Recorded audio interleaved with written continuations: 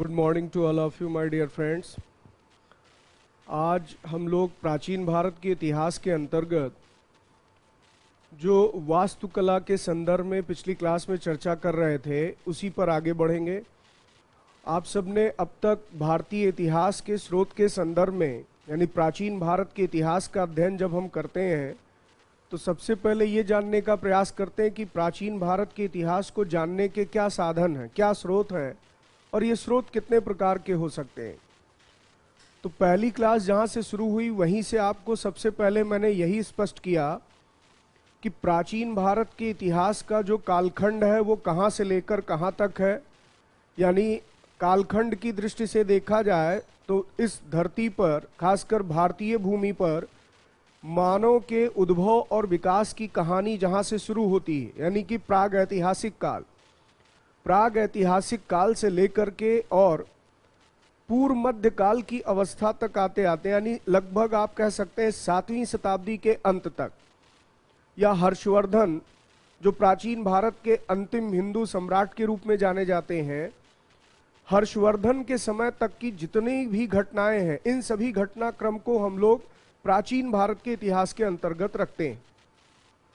तो प्राग ऐतिहासिक काल से लेकर और 7वीं शताब्दी ईस्वी तक का पूरा कालखंड जो है वो विभिन्न साधनों से हमें पता चलता है।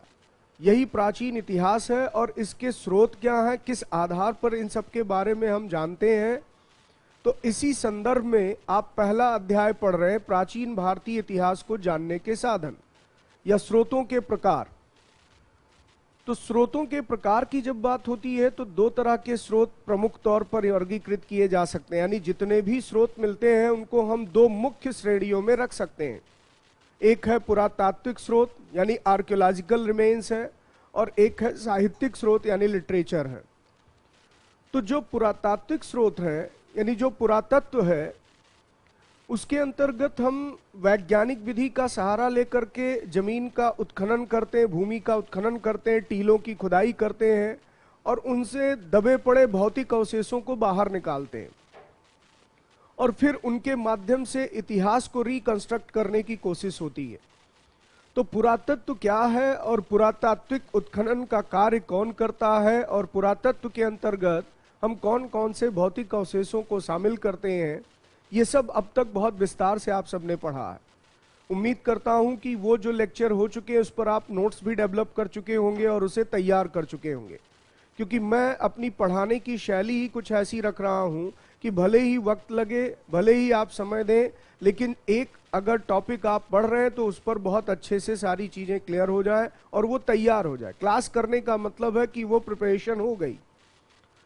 तो इस संदर्भ में अब तक हम लोगों ने ये बात की कि पुरातत्व के अंतर्गत अभिलेख है, पुरातत्व के अंतर्गत ही सिक्के हैं और फिर स्मारकों का अध्ययन कर रहे हैं जिसमें प्राचीन ऐतिहासिक इमारतें शामिल की जाती हैं, या फिर आप ये कह सकते हैं विभिन्न प्रकार की कलाकृतियों को इसमें शामिल किया जाता है, चाहे वो मंदिर है, चाहे वो मूर्तियां हैं, या चाहे वो चैत्य हैं, विहार हैं, स्तूप हैं।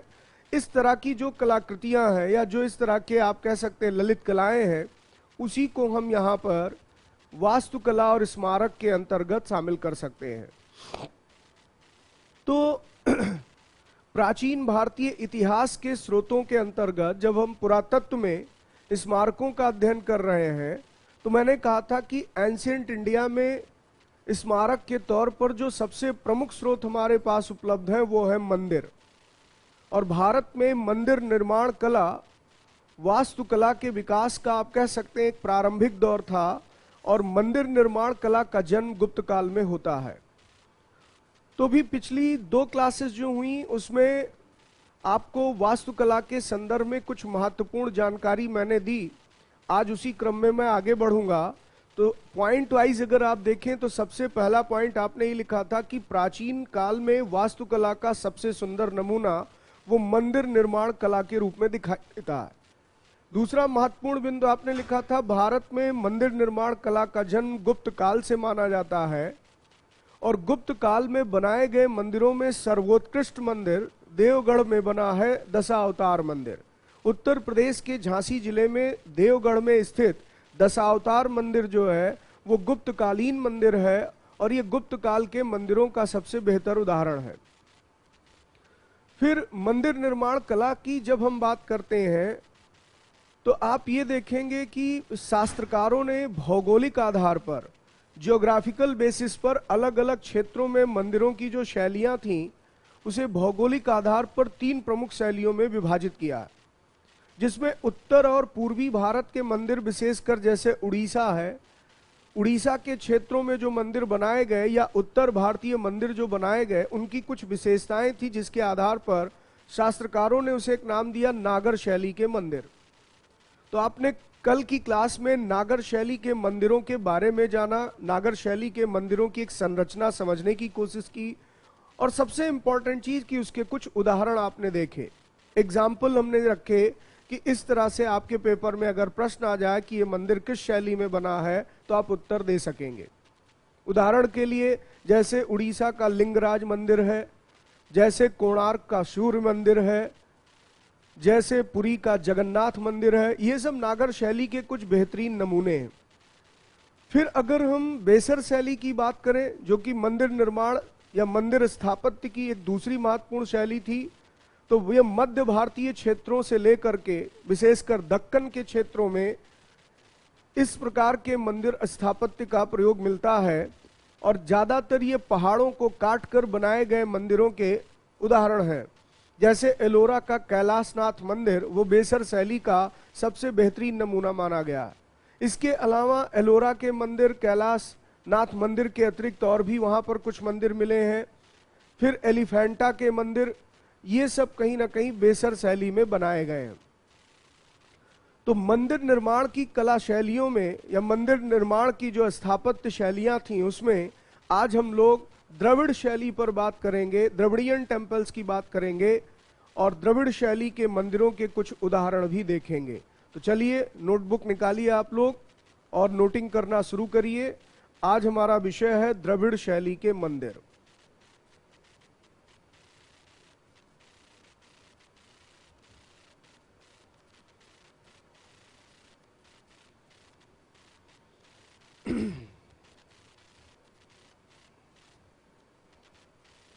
Temples of Dravidian style. देखिए, द्रविड़ शैली के मंदिर सबसे पहली तो अगर बात इसमें आप नोटिस करें तो क्षेत्र के अनुसार देखा जाए तो ये मुख्यतः मैंने आपको बताया था कि भौगोलिक रूप से अगर आप देखें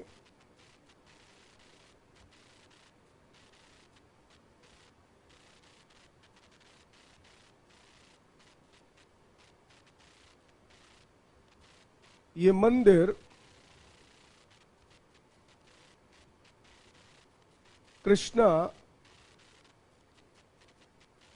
कृष्णा नदी घाटी और कुमारी अंतरीप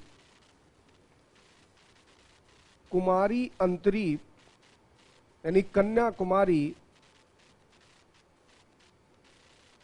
कन्याकुमारी के बीच के भूभाग में स्थित भूभाग में बनाए जाते थे।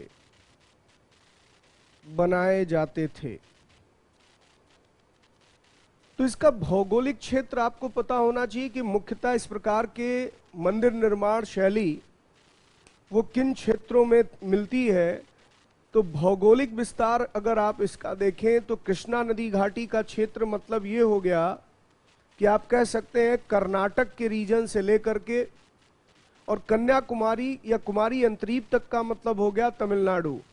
तो कर्नाटका के क्षेत्रों में, तमिलनाडु के क्षेत्रों में, यानी आप अगर राज्य के अनुसार बात करें तो सुदूरवर्ती जो राज्य हैं ये कर्नाटक, केरल, तमिलनाडु या फिर आंध्रा का क्षेत्र, ठीक है, ये इतने क्षेत्र लगभग कह सकते हैं। इन क्षेत्रों में आपको द्रविड़ शैली के मंदिरों के उदाहरण मिलेंगे। तो भौगोलिक क्षेत्र के अनुसार सबसे पहले तो ये ध्यान रखना यानी तीनों शैलियों के संदर्भ में ये एक प्रश्न बन सकता है कि नागर शैली के मंदिर किन क्षेत्रों में बनते थे, तो उत्तर भारत और पूर्वी भारत, या हो सकता है आपके पेपर में ऐसा कोई प्रश्न आए 4 राज्यों का नाम दे दें और पूछ लें कि इनमें से नागर शैली के मंदिर किस राज्य में मिलते हैं।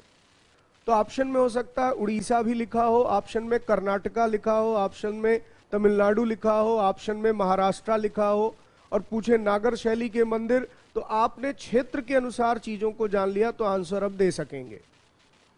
तो प्रश्न बनने की गुंजाइश कई तरीके से होती है, इसलिए आप हर एक बिंदु पर बहुत ध्यान रखें कि जरूरी नहीं है इसी वर्डिंग में क्वेश्चन आए। यहां आपने क्षेत्र जान लिया तो प्रश्न बन जाएगा द्रविड़ शैली के मंदिर भारत के किन राज्यों में मिलते हैं, और 3-3 राज्यों का ऑप्शन बना दिया।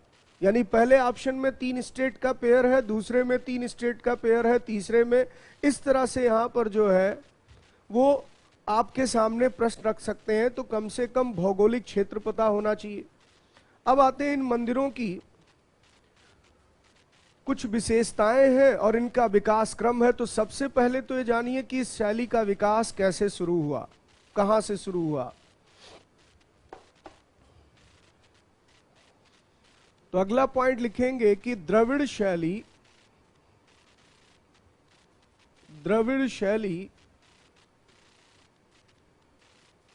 का विकास पल्लव वंश के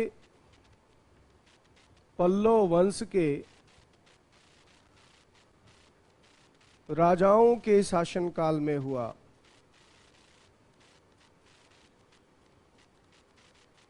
पल्लव वंश के राजाओं के शासनकाल या संरक्षण में हुआ।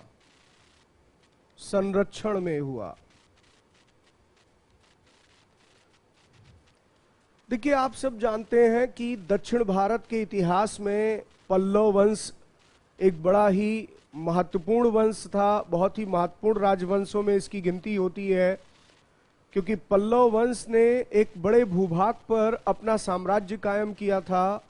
और पूर्व मध्यकाल के समय में पल्लव साम्राज्य अपने आप में दक्षिण भारत का सबसे शक्तिशाली साम्राज्य हुआ करता था। तो सिंह विष्णु ने पल्लव साम्राज्य की नींव रखी थी और आगे चलकर उनके उत्तराधिकारियों ने पल्लव साम्राज्य को महानता की ओर पहुंचाया। तो इस क्रम में आप देखेंगे कि कला और स्थापत्य के क्षेत्र में भी काफी विकास हुआ। पल्लवों की राजधानी बनी कांचीपुरम, और कांचीपुरम के आसपास के क्षेत्रों में इन्होंने जो है वो मंदिर निर्माण भी करवाए और मंदिर कला शैली का यहाँ पर विकास भी हुआ, जिसमें आप एक अलग टाइप की विशेषता देखेंगे। इसकी यूनिकनेस आप देखेंगे कि इसके शिखर जो बनाए जाते थे वो पिरामिड जैसे भव्य होते थे। तो इसकी विशेषताओं पर भी बात करूंगा, लेकिन अगर एग्जाम में आपसे ये प्रश्न पूछा जाता है कि द्रविड़ शैली के मंदिरों की निर्माण का श्रेय या द्रविड़ शैली के विकास का श्रेय किस राजवंश को जाता है, तो आंसर क्या लगाएंगे? पल्लव वंश। अब इस शैली के मंदिरों की अगर हम विशेषताओं की बात करें तो इसमें एक सबसे बड़ी विशेषता ये थी कि इन मंदिरों का निर्माण जो है या तो आयताकार होता था, आयताकार यानी रेक्टेंगुलर शेप में बनाए जाते थे, और या फिर ये अष्टभुजाकार मिलते हैं, अष्टभुजाकार। तो ये आयताकार या अष्टभुजाकार मंदिर बनते थे, ये इनकी एक विशेषता थी। दूसरी चीज, अगर इनके शिखर की बात की जाए, जो मंदिर के ऊपर का शीर्ष भाग होता था, इनके शिखर पिरामिड के आकार में बनाए जाते थे, पिरामिड के आकार में, पिरामिड के आकार में ये शिखर बनते थे। और कुछ वास्तुकारों ने इसी को नाम दिया विमान शैली, विमान शैली। खासकर तंजौर एक क्षेत्र है तमिलनाडु में जहां पर चोल राजाओं ने अपनी राजसत्ता स्थापित की थी। तो वहां पर एक चोल राजा हुए राजराज प्रथम, और राजराज प्रथम ने तंजौर में बृहदेश्वर मंदिर का निर्माण करवाया, जिसे राजराजेश्वर टेम्पल भी कहते हैं। वो विमान शैली में बना मंदिर है। तो विमान शैली इनकी एक विशेषता थी, विशेषकर इनके शिखर को लेकर ये था, बहुत ऊंचे ऊंचे शिखर बनाए जाते थे। और आप देखेंगे कि यहां पर कहीं ना कहीं जो शिखर की आकृति रखी जाती थी वो पिरामिड के शेप में दिखाई देती थी। तो ये इनकी कुछ विशेषताएं हैं। इसके साथ साथ आगे चलकर आप देखेंगे कि मंदिर का एक प्रवेश द्वार बनाया जाता था। मंदिर का प्रवेश द्वार, जो मंदिर का ये प्रवेश द्वार बनाया जाता था, ये एक प्रकार का आयताकार भवन होता था। आयताकार भवन होता था और इसी को कहते थे गोपुरम। गोपुरम। तो जो पांड्य वंश, तमिलनाडु के क्षेत्रों में एक राजवंश आया दक्षिण भारत में, पांड्य वंश, ये सब आप आगे हिस्ट्री में पढ़ेंगे। चाहे मैं पल्लव वंश की बात करूं जो कि कांचीपुरम में अपनी राजसत्ता की स्थापना करते हैं, चाहे मैं यहां पर चोल राजवंश की बात करूं जिनकी राजसत्ता तंजौर के इलाके में थी, पांड्यों का राजवंश जो है मदुरै के इलाके में था। ये सब आगे आप लोग जब हिस्ट्री पढ़ते जाएंगे तो उसमें राजवंशों की कहानी स्पष्ट हो जाएगी। लेकिन थोड़ा बहुत तो आप जानकारी रखते ही होंगे कि जैसे उत्तर भारत में आप कहते हैं मौर्यों का शासन, गुप्तों का शासन, ऐसे दक्षिण भारत के भी कुछ राजवंशों के बारे में जानिए। विशेषकर पूर्व मध्यकाल के ये सब राजवंश थे जिसमें मैंने नाम लिया, चाहे वो चोल हो, चाहे वो जो है पल्लव हो। और आगे चलकर मैंने कहा मदुरै इलाके में पांड्यों ने अपनी राजसत्ता बनाई और पांड्यकालीन जो मंदिर बनाए गए उनके प्रवेश द्वार एक आयताकार भवन के रूप में बनाए जाते थे जिसे गोपुरम कहा जाता था। फिर इसके साथ साथ यहां पर आप ये भी ध्यान रखिएगा कि गर्भगृह में जो देवता स्थापित किए जाते थे, देवताओं की पूरी एक मंडली भी कहीं कहीं मंदिरों में मिलती है। तो इसके मंदिर के चारों ओर मंडप युक्त एक भवन जो बनते थे उसे प्रदीक्षिणा पथ कहा जाता था। तो ये कुछ इनकी अपनी विशेषताएं हैं। जैसे एक टर्म और मैंने जोड़ा, प्रदीक्षिणा पथ। प्रदीक्षिणा पथ, तो प्रदीक्षिणा पथ जो है एक प्रकार से मंदिर के चारों ओर एक वर्गाकार जो है भवन जैसा होता था, उसके ऊपर एक वर्गाकार रूप में कहीं ना कहीं संरचना तैयार की जाती थी, छत लगाई जाती थी और मंदिर के चारों ओर इसी से इसको ये कवर करते थे। तो प्रदीक्षिणा पथ भी इनकी एक विशेषता थी, गोपुरम भी इनकी एक विशेषता थी, विमान शैली भी इनकी एक विशेषता थी। और इसके साथ साथ मैंने कहा कि अष्टभुजाकार या आयताकार प्रांगण में ये मंदिर बनता था। तो अब आप अगर नागर शैली के मंदिरों की विशेषता देखें, नागर शैली के बारे में मैंने आपसे बात की थी, तो इसमें सबसे प्रमुख चीज कि इसका एक गर्भगृह होता था और इसके साथ साथ मैंने कहा था इसमें एक रेखीय शिखर होते थे। इसमें एक रेखीय शिखर होते थे। वेसर शैली में मैंने बात की कि बिना शिखर यानी शिखर रहित मंदिर बनाए जाते थे। इसमें शिखर का निर्माण नहीं होता था और विशेषकर इसकी सबसे बड़ी विशेषता थी कि ये ज्यादातर पहाड़ों या चट्टानों को काट कर बनाए जाते थे। तो इनकी विशेषता अलग हो गई। और द्रविड़ शैली के मंदिरों की आपने ये विशेषता देखी जिसमें मैंने कहा कि विमान शैली इनकी यूनिकनेस थी। पिरामिड के आकार में ऊपर के शिखर का निर्माण, ये इनकी सबसे प्रमुख विशेषता थी।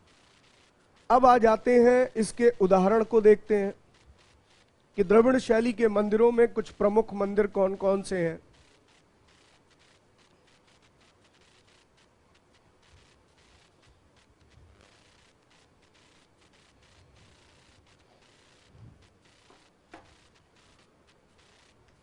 तो द्रविड़ शैली के मंदिरों के उदाहरण की बात करेंगे तो जैसे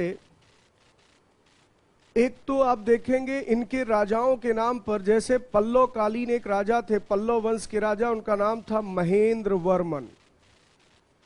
और महेंद्र वर्मन के समय जो मंदिर बनाए गए उनकी कुछ अलग विशेषता थी, इसीलिए इसे महेंद्र वर्मन शैली कहा गया। फिर इसके बाद एक दूसरे शासक आए, उनका नाम था नरसिंह वर्मन। नरसिंह वर्मन, नरसिंह वर्मन जिनकी उपाधि थी मामल्ल। तो इसी कारण से इनकी टाइटल मामल्ल के आधार पर इन मंदिरों को मामल्ल शैली के मंदिर कहा गया, जो नरसिंह वर्मन के समय बनाए गए। फिर ऐसे ही एक और शासक इसमें हुए, उनका नाम था नरसिंह वर्मन द्वितीय, नरसिंह वर्मन सेकेंड। इनकी टाइटल थी राज सिंह, इन्हें राज सिंह उपाधि दी गई और इसी कारण आप देखेंगे इसे राज सिंह शैली के नाम से जाना गया। तो जो द्रविड़ियन टेम्पल है, द्रविड़ शैली में बनाए गए मंदिर हैं, इनमें भी आप देखेंगे कुछ वेरिएशन है, कुछ विविधताएं हैं, और ये विविधताएं अलग अलग राजाओं के समय में, अलग अलग राजाओं के संरक्षण में विकसित हुई हैं। तो महेंद्र वर्मन के समय जो मंदिर बने, इनकी शैली द्रविड़ियन होते हुए भी इसकी कुछ विविधता आपको इनसे अलग मिलेगी, इसकी विशिष्टता इनसे अलग मिलेगी, इसीलिए इसको महेंद्र वर्मन शैली कह दिया गया।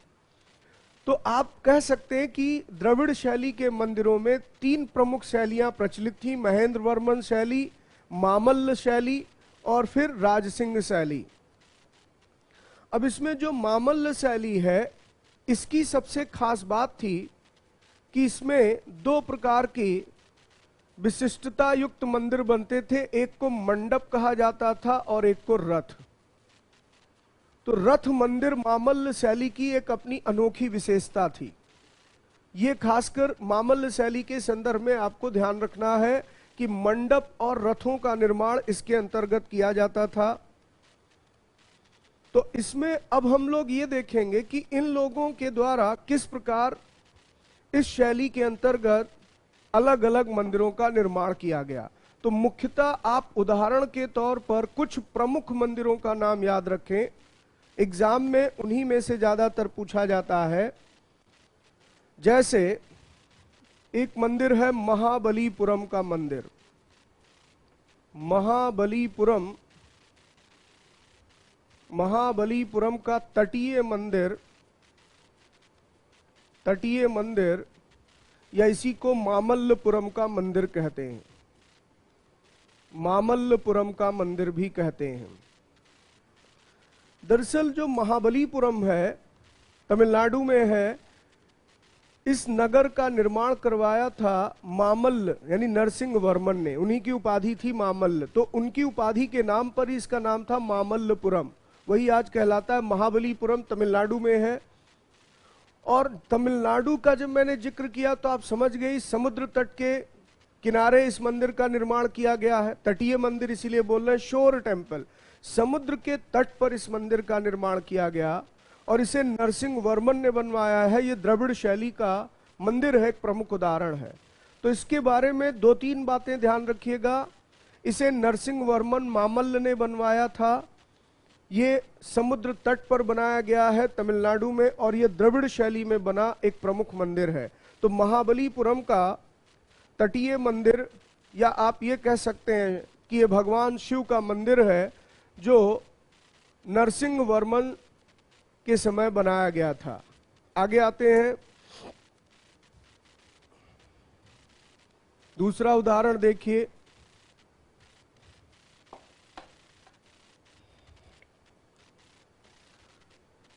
कांची का कैलाशनाथ मंदिर, कांची का कैलाशनाथ मंदिर, कांची का कैलाशनाथ मंदिर, कांचीपुरम भी तमिलनाडु में एक जगह है, यहां भी भगवान शिव का एक मंदिर है, उसका नाम है कैलाशनाथ टेम्पल। ये नरसिंह वर्मन द्वितीय ने बनवाया था, नरसिंह वर्मन सेकंड ने बनवाया था, और ये भी द्रविड़ शैली का एक प्रमुख उदाहरण है। तो द्रविड़ शैली के मंदिरों में 2 सबसे प्रमुख उदाहरण जो पल्लव कालीन मंदिर है, एक महाबलीपुरम का तटीय मंदिर और एक कांची का कैलाशनाथ मंदिर, ये दोनों मंदिर मैंने कहा नरसिंह वर्मन ने बनवाया था। फिर इसी तरीके से अगर आप देखें तो एक है तंजौर का बृहदेश्वर मंदिर, तंजौर का बृहदेश्वर मंदिर, बृहदेश्वर मंदिर, ये भी भगवान शिव का मंदिर है और इसे चोल वंश के राजा चोल वंश के राजा राजराज प्रथम ने बनवाया था, राजराज फर्स्ट ने, और इसीलिए इसको राजराजेश्वर मंदिर भी कहा जाता है। तो तंजौर का बृहदेश्वर मंदिर या जिसको राजराजेश्वर टेम्पल कहते हैं, चोल वंश के राजा राजराज प्रथम द्वारा बनवाया गया। ये भी ध्यान रखिएगा, द्रविड़ शैली के मंदिरों का एक उत्कृष्ट उदाहरण है। ये द्रविड़ शैली के मंदिरों का एक बेहतरीन नमूना माना जाता है। आगे बढ़ते हैं।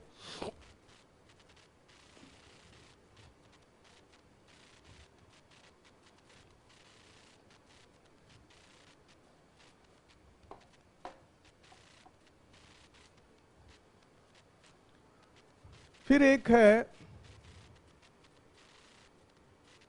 बैकुंठ पेरुमल मंदिर। बैकुंठ पेरुमल मंदिर। अब ये जो बैकुंठ एक जगह का नाम है जहां पर पेरुमल मंदिर है। ये भी पल्लव कालीन मंदिर है, पल्लव वंश के राजाओं के द्वारा ये बनवाया गया। और इसमें आप देखेंगे कि द्रविड़ शैली की प्रधानता दिखाई देती। तो द्रविड़ शैली के मंदिरों में बैकुंठ का पेरुमल मंदिर तमिलनाडु में ही है, पल्लव वंश के राजाओं द्वारा बनवाया गया था। फिर ऐसे ही एक मंदिर है गंगईकोंड चोलपुरम मंदिर। गंगईकोंड चोलपुरम मंदिर।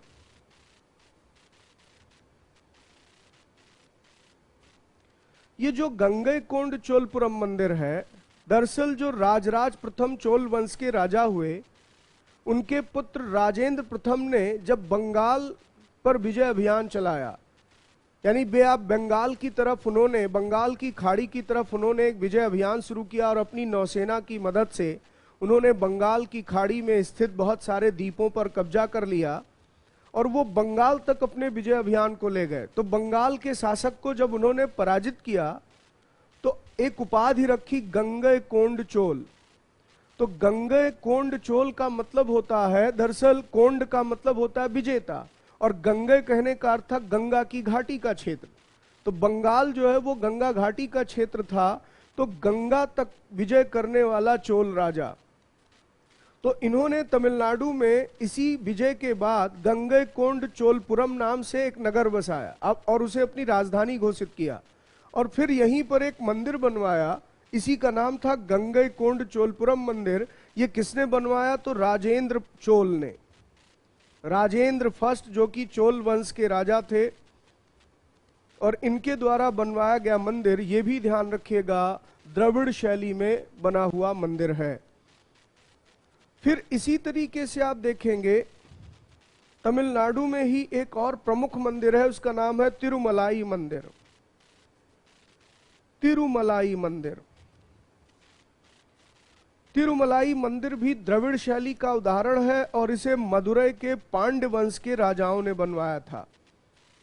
तो पांड्य वंश भी तमिलनाडु के राज्य क्षेत्रों में अपना साम्राज्य स्थापित करते हैं। मदुरै इनकी राजधानी थी और इन्होंने तिरुमलाई एक जगह है जहां पर मंदिर का निर्माण करवाया, उसी का नाम था तिरुमलाई मंदिर। तो ये कुछ द्रविड़ शैली में निर्मित मंदिरों के प्रमुख उदाहरण हैं। हालांकि सैकड़ों मंदिर हैं, आप ऐसा संभव ही नहीं है कि सारे मंदिर की लिस्ट बना लें और उसे रटने लगें, लेकिन कुछ सर्वोत्कृष्ट उदाहरण हैं, यानी कुछ बेहतरीन नमूने हैं जिनके बारे में प्रश्न आने की गुंजाइश ज्यादा होती। तो आप कम से कम बेसिक जानकारी रखिए और 5-6 उदाहरण जो बहुत प्रमुख माने गए हैं उनके बारे में आप जरूर जानिए। तो इस तरीके से कुल मिलाकर के यहाँ पर आपने मंदिर स्थापत्य की 3 प्रमुख शैलियों के बारे में जाना। मंदिर स्थापत्य के अंतर्गत नागर शैली, नागर शैली से संबंधित 8-10 तरीके से प्रश्न बनने की संभावना है, जो मैंने लगभग सभी चीजें स्पष्ट कर दी। नागर शैली के मंदिरों के निर्माण का श्रेय सबसे पहले गुप्त राजाओं को, क्योंकि गुप्त वंश के राजाओं से ही मंदिर निर्माण कला का जन्म होता है। वेशर शैली के मंदिरों में ज्यादातर मंदिर किस राजवंश के राजाओं ने बनवाए? तो राष्ट्रकूटों ने और चालुक्यों ने। तो जो चालुक्य वंश था, या गुजरात में जो जिन्हें सोलंकी कहा जाता था, उन राजाओं ने और खासकर जो है राष्ट्रकूटों ने वेशर शैली के मंदिरों के निर्माण में प्रमुख भूमिका निभाई। फिर इसी तरीके से आप यहां पर देखेंगे कि जो पल्लव राजा थे, इन्होंने द्रविड़ शैली के मंदिरों के निर्माण में प्रमुख भूमिका निभाई। पल्लव के अतिरिक्त चोल राजाओं ने, पांड्य राजाओं ने दक्षिण भारत में जो मंदिर बनवाए वो द्रविड़ शैली में बने हुए हैं। तो ये मंदिर स्थापत्य से जुड़ा हुआ विषय था जिस पर आपने नोट्स बना लिया होगा और आपका ये टॉपिक भी कंप्लीट होता है। फिर इसके बाद मैं कला के संदर्भ में ही कुछ अन्य चीजें भी आपके सामने रखता हूं, उसे भी आप जान लें। अब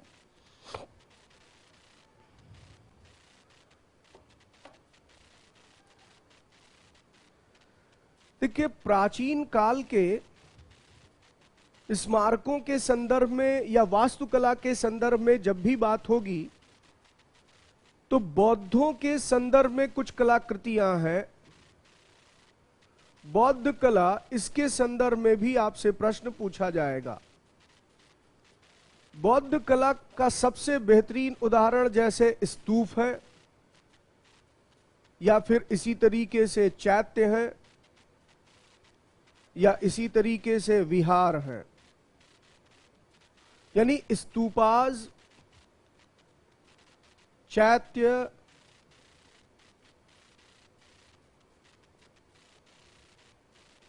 एंड मोनेस्ट्रीज, बुद्धिस्ट मोनेस्ट्रीज या बौद्ध विहार।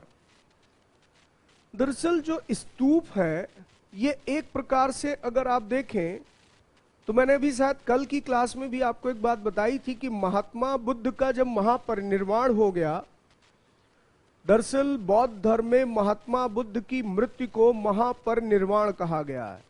जैसे हिंदू धर्म में हम मोक्ष शब्द का प्रयोग करते हैं, ऐसे बौद्धों में निर्वाण की परंपरा है, तो उसे महापरिनिर्वाण कहा गया। तो महात्मा बुद्ध के महापरिनिर्वाण के पश्चात जो उनके अस्थि अवशेष थे, उन्हीं अस्थि अवशेषों पर जो समाधियां बनाई गई उसे स्तूप कहा गया। तो स्तूप काफी हद तक आप कह सकते हैं सिमेट्रीज हैं, यानी समाधि हैं। जैसे हिंदू धर्म में सिमेट्रीज होती हैं समाधि, ऐसे बौद्धों में जो समाधि बनाई गई उन्हीं को स्तूप कहा गया।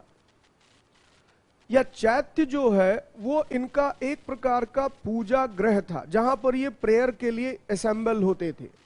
तो बौद्ध भिक्षु लोग जिस जगह पर इकट्ठे होकर के पूजा करते थे, पूजा भवन कह लीजिए या पूजा गृह कह लीजिए, उसी को चैत्य कहा गया।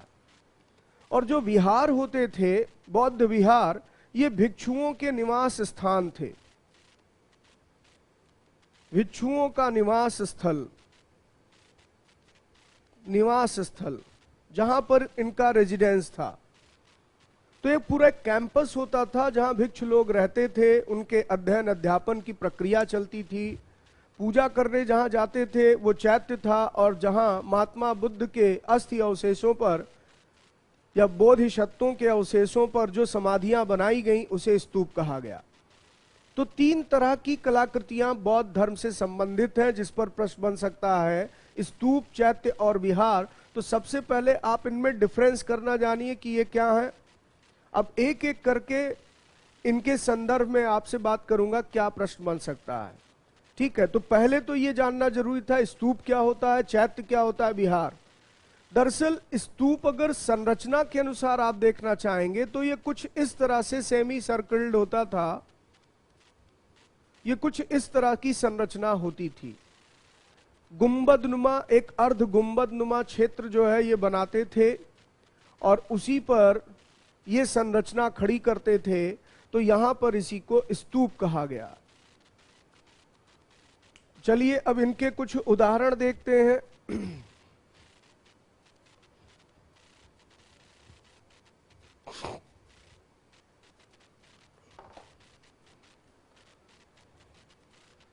जब मौर्य काल की बात आती है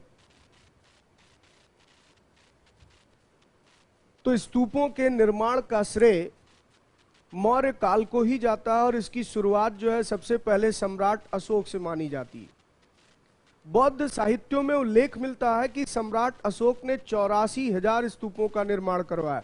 बल्कि एग्जाम के पॉइंट व्यू से ये बहुत इंपॉर्टेंट फैक्ट है, आप लिख ही लीजिएगा कि बौद्ध साहित्य में उल्लेख मिलता है, बौद्ध साहित्य में उल्लेख मिलता है उल्लेख मिलता है कि मौर्य सम्राट अशोक ने 84,000 स्तूपों का निर्माण करवाया था। 84,000 स्तूपों का निर्माण करवाया था।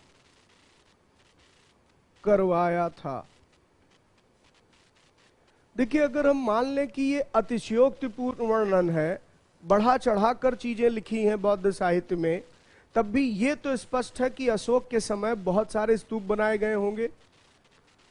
और ये स्वाभाविक है कि इतने लंबे समय की बात है, क्योंकि अशोक का युग आप जानते हैं ईसा पूर्व 3री शताब्दी, तो स्वाभाविक है कि हजारों वर्ष हम लोग आगे निकल आए तो हो सकता है नष्ट भी हो गए हों। लेकिन फिर भी अशोक के समय बनाए गए स्तूपों में 2 बहुत ही महत्वपूर्ण हैं जो आज भी मौजूद हैं। आप जाकर उन्हें साक्षात देख भी सकते हैं और शायद आप उसके बारे में जानते भी हैं, क्योंकि इसमें कम से कम अशोक के समय बनाए गए इन 2 स्तूपों पर प्रश्न आने की पूरी संभावना होती है, जिसमें एक है सांची का महास्तूप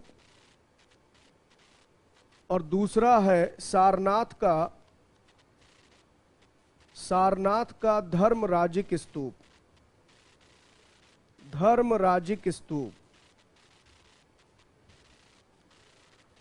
तो सांची का महास्तूप ये मध्य प्रदेश के रायसेन जिले में है, ये एमपी में है और ये यूपी में है।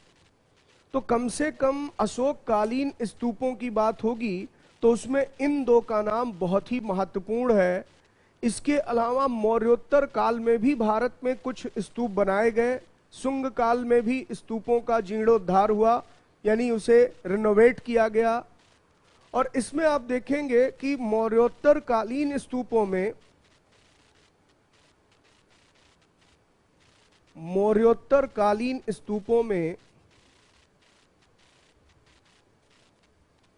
भरहुत का स्तूप सर्वाधिक प्रमुख है। भरहुत का स्तूप सर्वाधिक प्रमुख है। तो वैसे तो बौद्ध ग्रंथों में इस बात का भी उल्लेख है कि शुंग राजाओं ने स्तूपों को तोड़वाया, उन्होंने बौद्ध मंदिरों को नुकसान पहुंचाया। लेकिन ऐसा प्रमाण मिलता है कि शुंग वंश के ही शासनकाल में सांची के महास्तूप में जीर्णोद्धार कार्य किया गया, यानी उसका रिनोवेशन किया गया, उसकी वेदिका बनाई गई और इसके साथ साथ जो है भरहुत में स्तूप का निर्माण किया गया। तो ये इस बात का प्रमाण है कि स्तूप निर्माण की परंपरा मौर्योत्तर काल में भी जारी रही। फिर इसके बाद अगर हम जो है वो चैत्य की बात करें तो महाराष्ट्र में एक जगह है कार्ले। महाराष्ट्र में एक स्थान है कार्ले, और कार्ले का जो चैत्य बनाया गया है ये चैत्यों में सबसे बेहतरीन उदाहरण।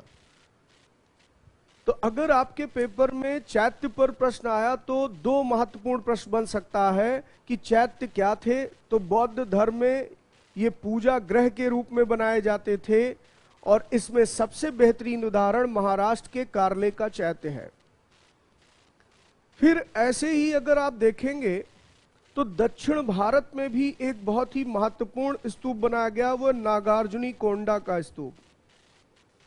नागार्जुनी कोंडा का स्तूप। तो जो आंध्र सातवाहन वंश के राजाओं का राज्य क्षेत्र था, आगे चलकर उसी में आप देखेंगे अलग अलग राजवंशों की सत्ता आई, जिसमें वाकाटक एक प्रमुख राजवंश थे। और इस तरह से मौर्योत्तर काल में, यानी वो मौर्योत्तर काल का युग था। ये सब जब हिस्ट्री में राजवंशों का इतिहास आएगा तो मैं वहां पर जिक्र करूंगा।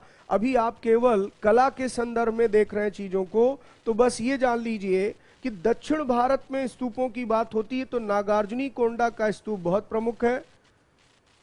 ये आंध्र क्षेत्र में बनाया गया था और महाराष्ट्र में कार्ले जो स्थान है वो चैत्य के लिए प्रसिद्ध है। कार्ले का चैत्र सबसे बेहतरीन उदाहरण चैत्य का माना गया है। ऐसे ही अगर हम बिहार की बात करें, बौद्ध विहारों की बात करें, मॉनेस्ट्रीज की बात करें, तो इसमें दो का नाम सर्वाधिक उल्लेखनीय है। एक है नालंदा बौद्ध विहार, नालंदा बौद्ध विहार, और दूसरा है विक्रमशिला विहार, विक्रमशिला बौद्ध विहार। नालंदा विहार की ख्याति, इसकी प्रसिद्धि इतनी अधिक बढ़ गई थी कि ये उस जमाने में पूर्वी जगत का सबसे बड़ा विश्वविद्यालय बन चुका था, बौद्ध धर्म के शिक्षा का सबसे महान केंद्र बन चुका था। तो नालंदा बौद्ध विहार, जो कि गुप्त वंश के शासन काल में बनाया गया था, गुप्त वंश के एक राजा थे कुमार गुप्त, कुमार गुप्त के समय ही नालंदा बौद्ध विहार का निर्माण हुआ और आगे चलकर ये जो है बौद्ध शिक्षा का सबसे महान केंद्र बना। हालांकि आज ये अस्तित्व में नहीं है, क्योंकि जब भारत पर तुर्कों का आक्रमण हुआ, विशेषकर मोहम्मद गौरी का आक्रमण, तो मोहम्मद गौरी के ही एक सिपह सलार थे, उसी के एक सैनिक थे, उनका नाम था बख्तियार खिलजी। तो मोहम्मद बिन बख्तियार खिलजी ने नालंदा बौद्ध विहार को उसी समय डिस्ट्रॉय कर दिया, नष्ट कर दिया जब उनका आक्रमण होता है। तो इस तरीके से कुल मिलाकर के आप पाएंगे कि नालंदा बौद्ध विहार और विक्रमशिला बौद्ध विहार मुस्लिमों के आक्रमण के समय नष्ट कर दिए गए। बंगाल के एक शासक थे धर्मपाल, धर्मपाल ने ही विक्रमशिला विश्वविद्यालय का निर्माण करवाया था। तो ये दो सबसे बेहतरीन उदाहरण हैं बौद्ध विहारों के, नालंदा और विक्रमशिला, जो अब नष्ट हो चुके हैं। आप शायद न्यूज़ में ये भी पढ़े होंगे कि भारत सरकार ने नालंदा विश्वविद्यालय को रीस्टैब्लिश करने के लिए प्रयास किया है।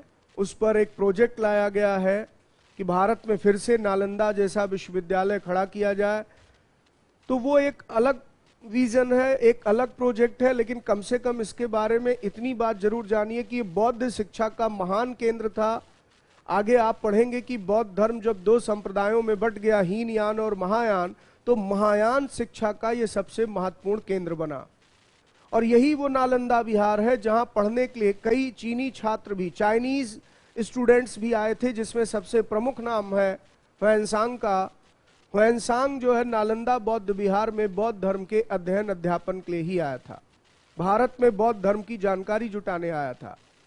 तो इस उसके आगमन के समय नालंदा बौद्ध विहार वो पूरे पूर्वी जगत में बहुत प्रसिद्ध हो चुका था। तो इस तरीके से बौद्ध कलाकृतियों की जब भी बात होगी तो स्तूप, चैत्य और विहारों की बात होगी। ये क्या है ये आप समझ गए। अब इसी संदर्भ में एक और पॉइंट जोड़ देता हूं, वो भी बड़ा इंपॉर्टेंट है, वो है मूर्ति निर्माण कला।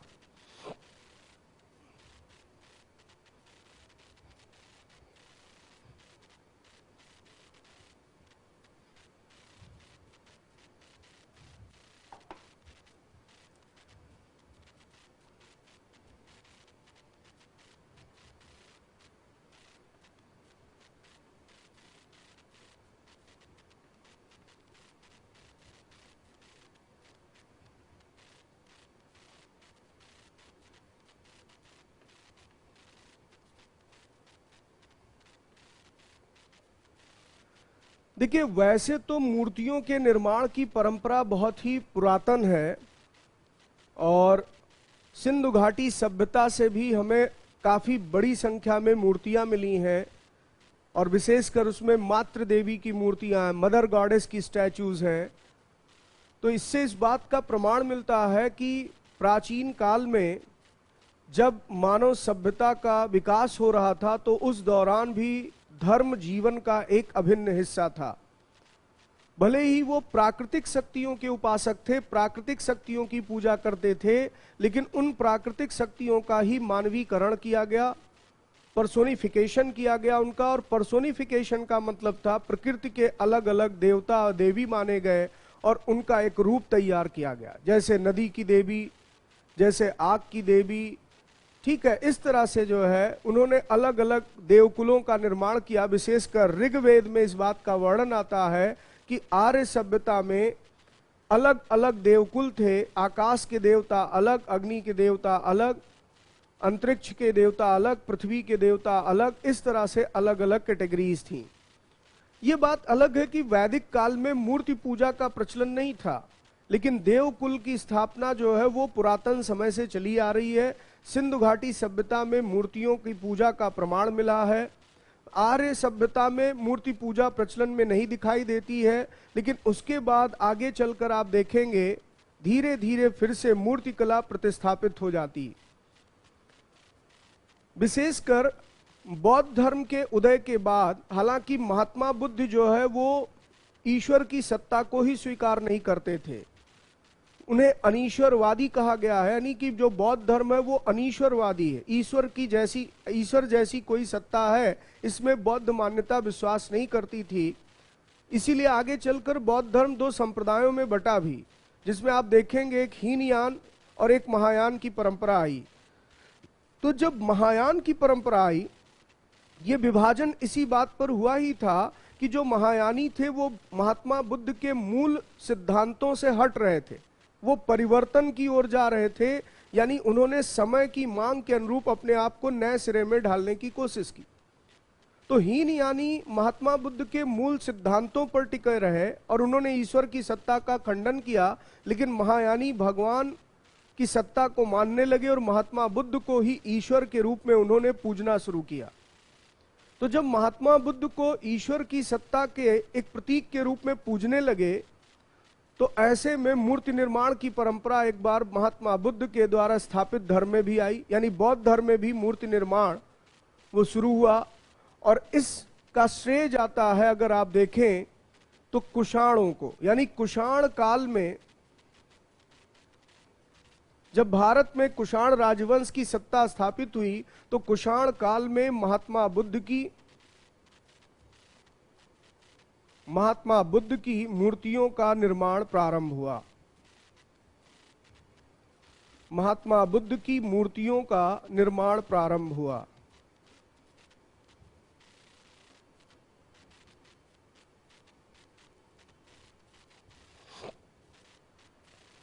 विशेषकर इस संदर्भ में सबसे प्रमुख नाम लिया जाएगा कनिष्क का। कुषाण वंश के एक महान सम्राट कनिष्क के शासनकाल में महात्मा बुद्ध की मूर्तियां काफी संख्या में बनाई गईं, और इसी से कनिष्क के समय महात्मा बुद्ध की मूर्तियों के निर्माण की दो अलग अलग कला शैलियां विकसित हुईं। एक को कहा गया गांधार कला और एक को कहा गया मथुरा कला। तो दो अलग अलग कला शैलियां थी महात्मा बुद्ध की मूर्तियों के निर्माण की, एक गांधार कला और एक मथुरा कला। दरअसल जो गांधार कला है, नाम से ही स्पष्ट हो रहा है कि यह भारत के उत्तर पश्चिमी क्षेत्रों में प्रचलन में थी, नॉर्थ वेस्टर्न फ्रंटियर रीजन में। और इस पर आप देखेंगे यूनानी कला का प्रभाव था। यूनानी प्रभाव इस पर, यानी ग्रीक इंपैक्ट दिखाई देता। तो गांधार कला एक विदेशी कला थी, इस पर यूनानी कला का प्रभाव था, जिसको हेलेनिस्टिक आर्ट कहा जाता था। Hellenistic art.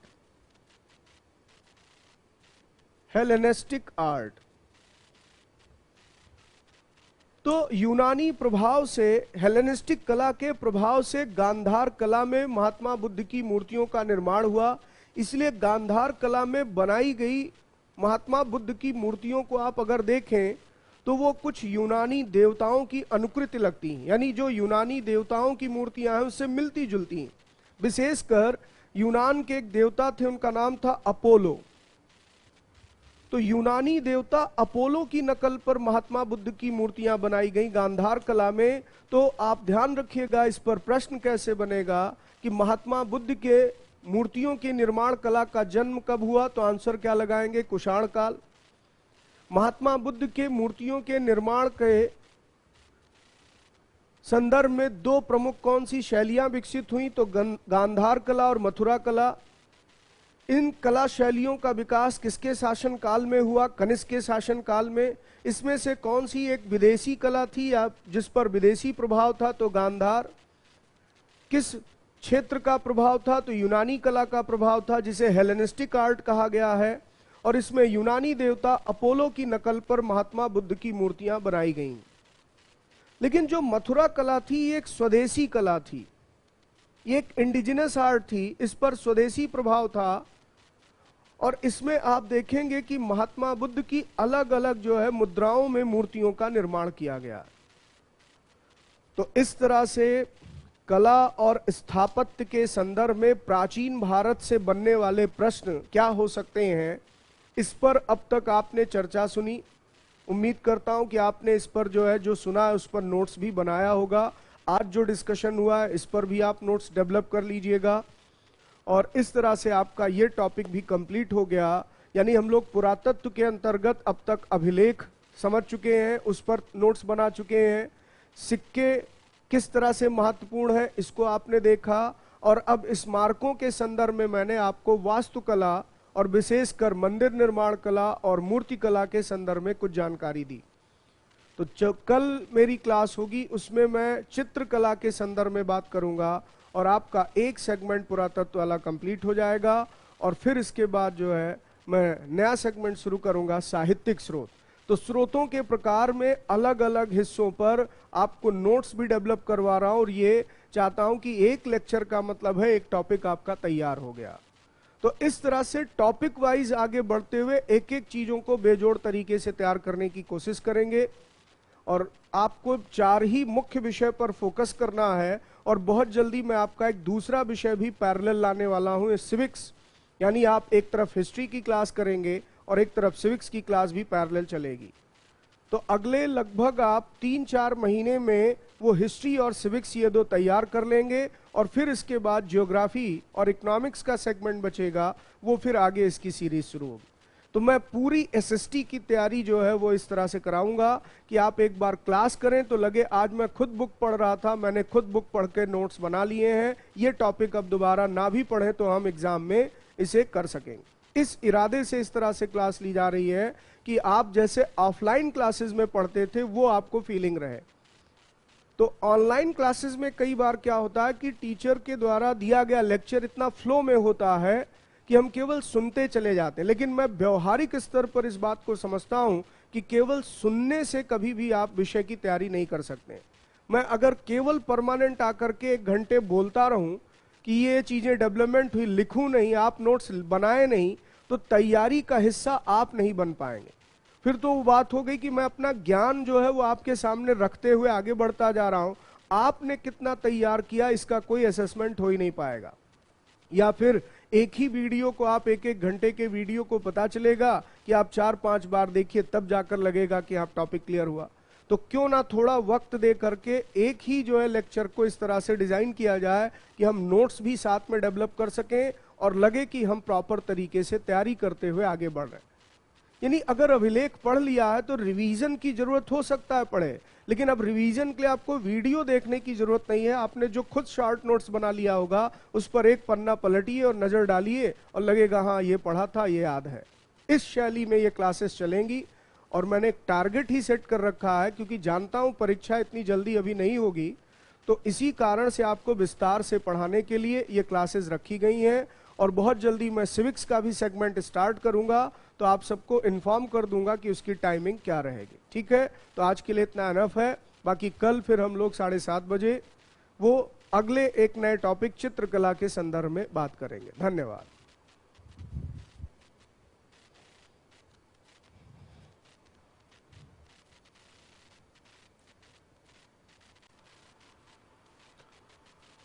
तो अब तक हम लोगों ने प्राचीन भारतीय इतिहास के स्रोतों पर बहुत विस्तार से एक एक चीज़ें देखी कि किस तरह से भारतीय इतिहास को जानने के जो साधन हैं ये 2 प्रकार के हैं, एक पुरातत्व है और एक साहित्य है। पुरातत्व के अंतर्गत अब तक हम लोगों ने अभिलेख, सिक्के, स्मारक, इस तरह के विषयों पर चर्चा की। और अभी जो चर्चा आपकी चल रही थी वो थी मंदिर निर्माण कला या वास्तुकला पर। तो इसी संदर्भ में अब हम लोग आगे बढ़ते हैं और पुरातात्विक स्रोत सामग्री का टॉपिक इसी के साथ कंप्लीट हो जाएगा। वो है प्राचीनतम कलाकृतियां या चित्रकलाएं। तो भारतीय इतिहास को जानने के साधन के अंतर्गत यहाँ पर एक सेगमेंट पुरातत्व को लेकर पूछा जाता है एग्जाम में प्रश्न, और एक दूसरा सेगमेंट है साहित्य, इस पर आधारित प्रश्न पूछे जाते हैं। तो आज हम लोग पुरातात्विक स्रोतों वाले टॉपिक को कंप्लीट कर रहे हैं, जिसमें अभिलेख पर अब अगर प्रश्न आ जाए तो उत्तर आप दे सकेंगे, सिक्के के संदर्भ में कुछ प्रश्न बन सकते हैं, स्मारकों के संदर्भ में कुछ जानकारियां आपको दी। हालांकि एक बात ध्यान रखिएगा, ये केवल आप प्राचीन भारत के इतिहास के संदर्भ में पढ़ रहे हैं। मध्यकाल में जब आप पहुंचेंगे तो फिर यहाँ पर आप देखेंगे कि सिक्कों का भी अपना अलग इतिहास है, स्मारकों का भी बहुत ही उल्लेखनीय प्रगति का दौर है। तो ये सब आप मध्यकाल में भी अलग से पढ़ेंगे। जैसे उदाहरण के लिए अगर हम मध्यकाल की बात करें तो भारत में अरबी सिक्कों का प्रचलन कब हुआ, या शुद्ध चांदी के और तांबे के सिक्के जो है कब चले, इस तरह के प्रश्न भी वहां पर बन सकते हैं। ऐसे ही आप जानते हैं कि स्मारकों के संदर्भ में बात की जाए तो मुगल काल जो है भारत के इतिहास का इस दृष्टिकोण से बहुत ही आप कह सकते हैं स्वर्णिम युग था। विशेषकर शाहजहां का काल, जब भारत में कई ऐतिहासिक स्मारकों का निर्माण हुआ। तो अभी हम अपने आप को प्राचीन इतिहास तक सीमित रखते हैं और इस संदर्भ में बात करते हैं प्राचीनतम कलाकृतियों की, यानी चित्रकलाओं की। तो चलिए इस पर नोट्स लिखते हैं।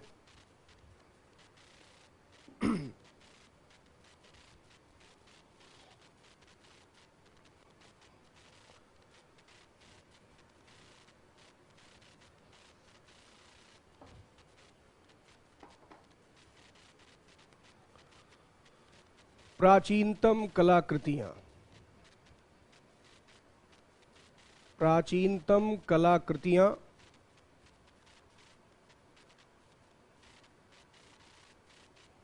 यानी चित्रकलाएं।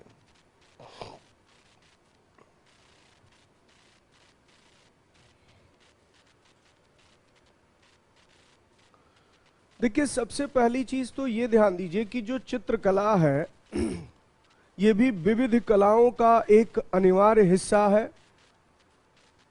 कई ऐसे साहित्यिक स्रोत मिले हैं जिसमें विविध प्रकार की कलाओं का जिक्र है। जैसे गुप्त काल के एक महान साहित्यकार हुए वात्स्यायन। वात्स्यायन ने अपने ग्रंथ में इस बात का जिक्र किया है कि 60 से अधिक प्रकार की कलाएं जो है प्रचलन में थीं। तो उनमें एक चित्रकला का भी जिक्र वो करते हैं। लेकिन चित्रकला का अगर इतिहास देखा जाए तो काफी पुराना है। मानव के उस दौर में, मानव सभ्यता के उस दौर में जब वो खानाबदोश जीवन जीता था, जानवरों के शिकार पर अपना जीवन निर्वाह करता था, गुफाओं में उसका आश्रय था, यानी आप ये कह सकते हैं वो पाषाण कालीन युग, वो पाषाण कालीन समय जब इंसान सभ्य बनने के दौर में आगे बढ़ रहा था, उस दौर में भी उसने चित्रकला जैसी चीजों से अपना परिचय कर लिया। क्योंकि भारत में इस बात के प्रमाण मिले हैं कि पुरापाषाण काल और मध्य पाषाण काल के लोग चित्र बनाते थे। और इसका सबसे बेहतरीन उदाहरण है मध्य प्रदेश में भोपाल से लगभग 40 किलोमीटर 45 किलोमीटर के दूरी पर स्थित एक जगह है भीमबेटका। और भीमबेटका में कुछ ऐसे शैलाश्रय मिले, कुछ ऐसे गुफाएं मिली हैं जिनमें पाषाण कालीन चित्र मिलते हैं। तो पाषाण कालीन जो जीवन था वो ज्यादातर मानव जीवन आखेट पर निर्भर था, यानी वो लोग जानवरों का शिकार करके अपना जीवन निर्वाह करते थे। तो उन्होंने उन चित्रों का विषय भी वहीं से लिया, जैसे हंटिंग करते हुए, शिकार करते हुए चित्र बनाया गया है। तो भारत में चित्रकला का इतिहास बहुत पुराना है और इस संदर्भ में हम लोग प्राचीनतम कलाकृतियों में पाषाण युग से ही चीजों को जोड़ेंगे। तो यहां पर सबसे पहला पॉइंट लिखिएगा कि पुरापाषाण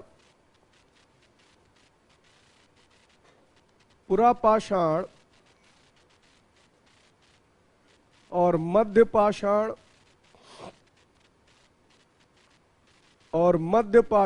युग के लोग,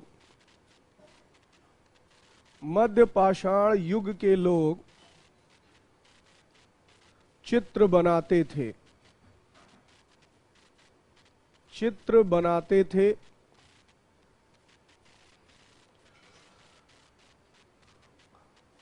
प्रागैतिहासिक कलाकृतियां, प्रागैतिहासिक कलाकृतियां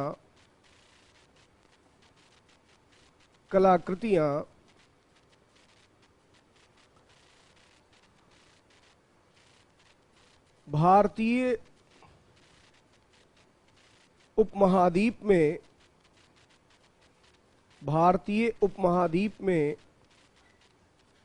कई स्थलों से मिली हैं,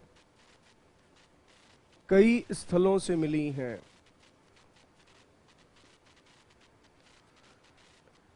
तो इस तरीके से आपसे अगर ये प्रश्न पूछा जाता है कि भारत में चित्रकला का जन्म कब हुआ, पेंटिंग्स जैसी आर्ट का ओरिजिन कब से माना जा सकता है, तो प्राग ऐतिहासिक काल यानी प्री हिस्टोरिक एज। और आपको शुरू की क्लास में ही बताया था कि इतिहास का वो कालखंड जिसकी जानकारी हमें केवल पुरातत्व से मिलती हो, मानव सभ्यता के दौर में पहुंचा ही नहीं था, लेखन कला का विकास ही नहीं हुआ था, तो उस दौर को कहते हैं प्राग ऐतिहासिक काल। तो प्राग ऐतिहासिक काल से ही चित्रकला का यहाँ पर प्रमाण मिलता है और भारत में चित्रकला का विकास यहाँ से शुरू हो चुका था। और इस तरह की जो प्राग ऐतिहासिक कलाकृतियां हैं वो इंडियन सब कॉन्टिनेंट में कई स्थलों से मिली। यहाँ इंडियन सब कॉन्टिनेंट का प्रयोग इसलिए किया जाता है शब्द का, इंडियन सब कॉन्टिनेंट शब्द के प्रयोग के पीछे वजह यह है कि आप इस समय का जो इतिहास पढ़ते हैं, ना तो पाकिस्तान अलग है, ना बांग्लादेश अलग है, और भारत की सीमाएं जो है वो अफगानिस्तान और ईरान के संपर्क तक हैं। तो ऐसी स्थिति में यहाँ पर एक बड़ा भौगोलिक क्षेत्र है जिसमें प्राग ऐतिहासिक पुरातत्व प्राप्त होते हैं। तो इस संदर्भ में हालांकि कई कलाकृतियां मिली हैं, लेकिन जब भी जिक्र होगा तो मैंने कहा सबसे महत्वपूर्ण है भीमबेटका की गुफाएं। भीमबेटका की गुफाओं के चित्र, भीमबेटका की गुफाओं के चित्र, तो ये भारत की जो है सबसे प्राचीन कलाकृति है। चित्रकलाओं में ये सबसे बेहतरीन नमूना है प्राग ऐतिहासिक काल के संदर्भ में, प्री हिस्टोरिक एज के टाइम की। और मैंने आपको बताया कि ये मध्य प्रदेश में भोपाल से लगभग 45 किलोमीटर की दूरी पर स्थित है। मध्य प्रदेश में भोपाल से लगभग 45 किलोमीटर की दूरी पर स्थित है भीमबेटका, और भीमबेटका में ही गुफाओं के अंदर बने हुए चित्र मिले हैं। यहां पर लगभग जो है वो 500 से भी अधिक, 500 से भी अधिक आप देखेंगे चित्रित गुफाएं मिली हैं। चित्रित गुफाएं मिली हैं, लेकिन इसमें से कुछ ऐसी हैं जो आप देखेंगे कि पुरापाषाण काल से हैं, कुछ पुरापाषाण काल से संबंधित है, और कुछ इसमें जो है वो मध्य पाषाण कालीन जीवन से संबंधित है। तो आप जब प्राग ऐतिहासिक काल भारत का पढ़ेंगे तो उसमें आप देखेंगे कि प्राग ऐतिहासिक काल की जो प्रारंभिक अवस्था है उसे पुरापाषाण काल, पैलियोलिथिक एज कहते हैं, और प्री हिस्टोरिक एज का जो सेकंड फेज आता है उसको कहते हैं मेसोलिथिक एज। तो एक बात ध्यान रखिएगा, सर्वाधिक चित्र तो ये मध्य पाषाण काल के ही हैं।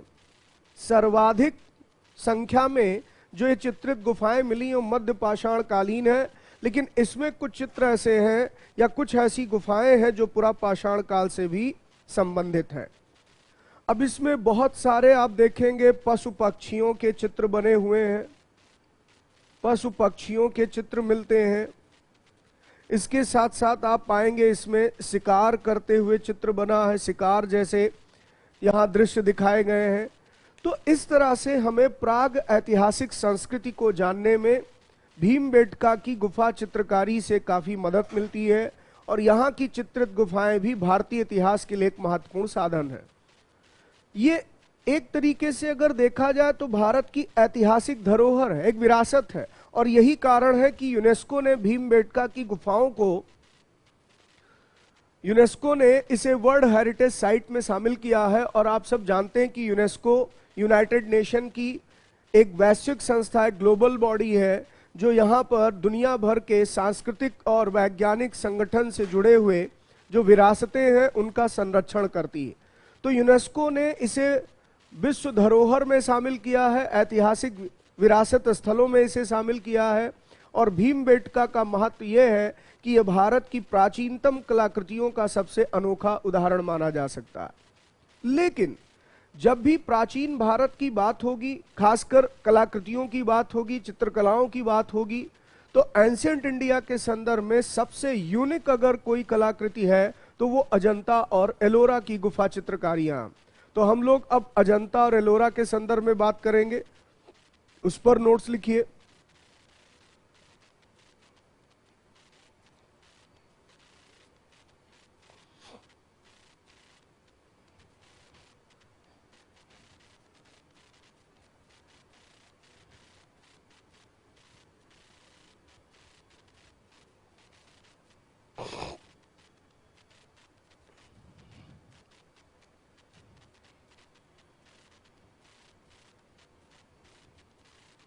अजंता की चित्रित गुफाएं।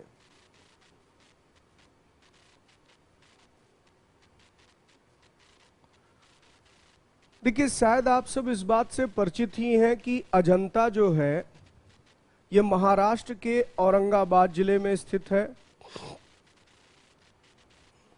औरंगाबाद जिला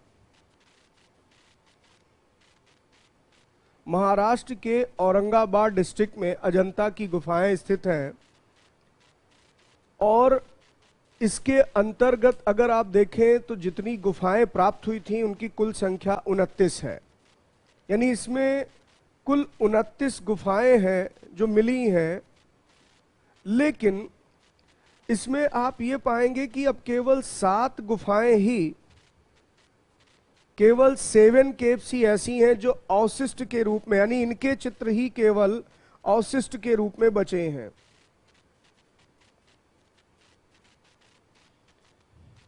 अवशिष्ट है मतलब ये हुआ कि ये बची हुई हैं, तो केवल 7 गुफाओं के चित्र ही अब बचे हुए हैं और बाकी ज्यादातर आप कह सकते हैं नष्ट हो चुकी हैं। तो लगभग 29 गुफाएं यहां से प्राप्त हुई। और ये जो गुफा चित्रकारी है या यहाँ जो चित्रित गुफाएं हैं, ये एक ब्रिटिश अधिकारी ने इसके बारे में पता लगाया था। और ये 19वीं शताब्दी की घटना, 1819 में। उसका नाम था जेम्स अलेक्जेंडर। यानी इसकी खोज 1819 में जेम्स अलेक्जेंडर ने की थी। जेम्स अलेक्जेंडर ने की थी। तो प्राचीन भारत के चित्रकलाओं में या कलाकृतियों में जो सबसे बेहतरीन उदाहरण मिलता है वो अजंता के चित्रित गुफाएं हैं। और इनमें आप ये पाएंगे कि ये जो गुफाएं बनाई गई, इस तरह के प्रमाण मिले हैं कि ये लगभग ईसा पूर्व दूसरी शताब्दी से लेकर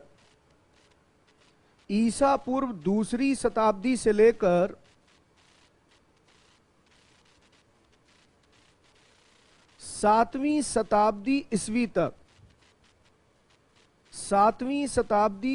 तक जो है इनका निर्माण किया गया। तो ये गुफाएं किस कालखंड से संबंधित हैं? इन गुफाओं का निर्माण कब किया गया? 2nd सेंचुरी बीसी से लेकर 7th सेंचुरी एडी तक। अब इसमें आप पाएंगे कि कुछ चित्र ऐसे हैं जो वाकाटक राजवंश के राजाओं के संरक्षण में बने। महाराष्ट्र और आंध्र प्रदेश के क्षेत्र में एक राजवंश ने अपनी सत्ता स्थापित की थी मौर्योत्तर काल में। आप पढ़ेंगे यहां पर, उसी राजवंश का नाम था वाकाटक। ऐसे ही फिर जो है चालुक्य वंश के राजाओं के शासनकाल में, विशेषकर पुलकेशिन द्वितीय, चालुक्य वंश का एक शासक हुआ पुलकेशिन द्वितीय। इन लोगों का राज्य था वातापी में। तो वातापी के चालुक्य वंश के राजाओं ने, विशेषकर पुलकेशिन द्वितीय के समय भी इन गुफाओं का निर्माण किया गया। और फिर इसके साथ साथ इसमें कुछ जो है वो गुप्तकालीन गुफाएं भी हैं, यानी गुप्त काल में भी जो है वो इन गुफाओं का निर्माण किया गया। तो जैसे गुफा संख्या 16, 17 और 19 है, यानी इन केव्स को एक नंबरिंग दी गई है। तो 16, 17 और 19 ये 3 ऐसी गुफाएं हैं जिनके चित्र गुप्तकालीन माने गए। तो ये अलग अलग कालखंडों में बनाए गए हैं। ईसा पूर्व दूसरी शताब्दी से लेकर के और 7वीं शताब्दी ईस्वी तक इन गुफाओं का निर्माण किया गया और इनमें चित्रकारी की गई। अब इसमें आप देखेंगे कि जो चित्र बनाए गए हैं इसमें से कुछ बौद्ध धर्म से संबंधित है और कुछ इसमें जो है हिंदू धर्म या फिर आप कह सकते हैं ब्राह्मण धर्म से संबंधित है। तो बौद्ध और हिंदू धर्म से इनका मुख्यतः संबंध है, यानी ये धार्मिक विषयों पर आधारित है। और इसमें कुछ ऐसी गुफाएं हैं, कुछ ऐसी चित्रित गुफाएं हैं जिसमें आप देखेंगे कि महात्मा बुद्ध के जीवन से संबंधित चित्र मिलते हैं। महात्मा बुद्ध के जीवन पर आधारित है, जैसे उन्होंने गृह त्याग किया है उस घटना को चित्रित किया गया है, महाभिनिष्क्रमण को। ऐसे ही यहाँ पर कुछ चित्र ऐसे भी बनाए गए हैं जो आप ये कह सकते हैं कि उनकी त्याग तपस्या को दिखाता है। तो कुल मिलाकर के आपको इस पर ये बातें ध्यान देनी है कि अजंता की चित्रित गुफाएं ही प्राचीन भारत की सबसे बेहतरीन कलाकृतियां हैं, जिनकी खोज 1819 में जेम्स अलेक्जेंडर ने की थी। ये महाराष्ट्र के औरंगाबाद जिले में है। ये बौद्ध और हिंदू धर्म से संबंधित है और इनकी खोज का श्रेय अंग्रेजों को जाता है। इसमें 7 गुफाओं के चित्र अभी भी अवशिष्ट हैं, जिसमें अलग अलग कालखंड के चित्र मिलते हैं। कुछ वाकाटक के समय बनाई गई गुफाएं हैं, कुछ वातापी के चालुक्य राजाओं विशेषकर पुलकेशिन द्वितीय के द्वारा, और बाकी गुप्तकालीन गुफाएं भी इसमें मिली हैं। लेकिन इन गुफाओं के साथ साथ आप देखेंगे मध्य प्रदेश में ही ग्वालियर के पास एक जगह है धार, और मध्य प्रदेश का शायद ये एक डिस्ट्रिक्ट है, धार डिस्ट्रिक्ट। धार डिस्ट्रिक्ट के पास ही कुछ गुफाएं मिली हैं जिनका नाम है बाघ। जिस स्थान से मिली हैं उसका नाम है बाघ और वो भी बहुत महत्वपूर्ण है, तो उसके बारे में भी आप लिख लें, बाघ की चित्रकलाएं। बाघ की चित्रकलाएं, बाघ की चित्रकलाएं। तो मैंने आपसे बताया कि ये ग्वालियर के पास धार जिले में स्थित है। ग्वालियर के पास धार जिले में यानी एमपी में है, ये मध्य प्रदेश में। इसके साथ साथ यहां पर आप ये देखेंगे कि ये जो चित्र है इसमें और अजंता के चित्रों में एक बहुत बड़ा अंतर ये है कि ये मनुष्य के लौकिक जीवन पर आधारित है, मनुष्य के लौकिक जीवन से संबंधित है। तो इसका कहने का पर्याय ये है कि एक तरफ अजंता के चित्रकारी को आप देखें, धार्मिक विषयों से प्रेरित है, और एक तरफ आप बाघ की चित्रकारी को देखें, मानव जीवन के सामान्य जनजीवन पर आधारित। क्योंकि चित्रों के भी कुछ ना कुछ विषय होते हैं। किसी कैनवास पर जब पेंटिंग की जाती है तो कोई ना कोई थीम होती है, कोई ना कोई सब्जेक्ट होता है। तो इसके विषय अगर देखे जाएं तो मानव के लौकिक जीवन, और लौकिक जीवन का मतलब होता है मैटेरियलिस्टिक लाइफ, यानी जो हम लोग ये भौतिक जीवन जीते हैं, सामान्य जीवन, उनके विषयों को इसमें उकेरा गया है। इसकी खोज भी एक अंग्रेज अधिकारी ने की थी, उसका नाम था डेंजर फील्ड। तो इसकी खोज 1818 ईस्वी में डेंजर फील्ड ने की थी। डेंजर फील्ड ने की थी। तो बाघ की चित्रकारी के विषय में आप अगर इतनी चीज भी जानते हैं तो इससे ज्यादा इस पर प्रश्न आपसे नहीं पूछा जाएगा। बस आपको यह ध्यान रखना है कि भारत के चित्रकला के संदर्भ में अगर हम इसके पीक की बात करें, इसके पूछे सर्वोत्कृष्ट युग कब आया, शिखर पर यह कब पहुंची, तो वो भी मध्यकाल का दौर है। विशेषकर जब मुगल कालीन संस्कृति का विकास हुआ भारत में, तो मुगल राजाओं ने कला और संस्कृति को काफी प्रोत्साहित किया। मुगल बादशाहों ने उसे संरक्षण दिया और विशेषकर आप सब जानते ही होंगे कि जहांगीर के कालखंड में मुगल चित्रकला अपने पीक पर पहुंचती है, अपने ग्लोरी के हाइट पर होती है। तो चित्रकला का विकास ऐसा नहीं कि आगे नहीं हुआ, ये निरंतर गतिशील रही और अपने शिखर को छूने का प्रयास करती रही।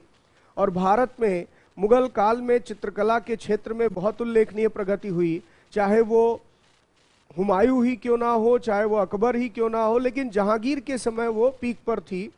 और इसके बाद भारत में चित्रकला की कई क्षेत्रीय शैलियों का भी विकास हुआ, लेकिन प्राचीन भारत के इतिहास के संदर्भ में विशेषकर ऐतिहासिक स्रोतों के रूप में जब भी प्रश्न आएगा तो ये 3 पॉइंट आपको याद रखना है। भीमबेटका की चित्रित गुफाओं के बारे में, अजंता की चित्रित गुफाओं के बारे में और बाघ की जो यहाँ पर चित्रकलाएं मिली हैं इनके बारे में।